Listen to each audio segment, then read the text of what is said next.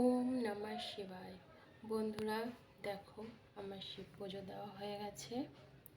ভোলেনাথের এখান থেকে প্রসাদও নামিয়ে নিয়েছি। ভোলেনাথের ওখানটা একটু অন্ধকার হয়ে গেছে, দেখা যাচ্ছে না ঠিক মতন। তো আমার পুজো দেওয়া হয়ে গেছে, তো আমি প্রসাদ নামিয়ে নিয়েছি। এখন আমি একটু সাবু মাখা করব খাওয়ার জন্য। তো চলো দেখি, মাখিয়ে নিই এবার সাবুটা। বন্ধুরা দেখো, আমি সাবু মাখাতে কি কি নিয়েছি। এই যে প্রসাদের কলা, দুধ, আর এটার মধ্যে সাবু আর হচ্ছে গুড়। তো নারকেলটাকে পাইনি, এর জন্য আর নারকেলটা আর নিচ্ছি না।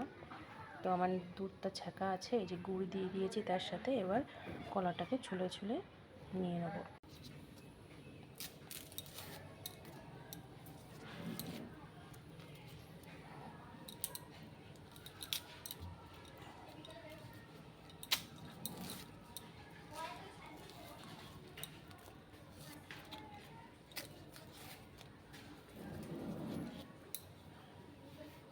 এবার আমি এর মধ্যে দুধ দিয়ে দিচ্ছি।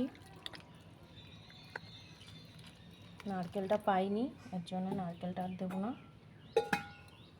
এবার গুড়টাকে এই দুধটার মধ্যে ভিজিয়ে রাখবো। কলাটা ভালো করে চটকিয়ে নিয়ে, অন্য কলা নিয়ে আসলে ভালো হতো। এটা তো পুজোর কলা, কেমন লাগবে জানি না। তো আজকে আমি ভাত খাবো না, এর জন্য সাবুটা মেখে রাখবো, এইটা খাবো। আমার সাবু প্রায় মাখানো কমপ্লিট হয়ে গেছে।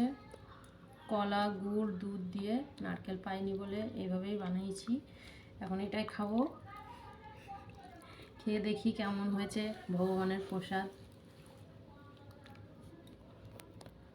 আর কিছু চেলা চামুন্ডা বসে রয়েছে, এই দেখো খাবে বলে। প্রসাদ খাওয়ার জন্য আমার মেয়ে সকালবেলার থেকে আজকে ভাতও খায়নি, ওর জন্য ভাত আছে তাও খাবে না, বললো আমার সাথেই উপোস করবে। ঠিক আছে চলো।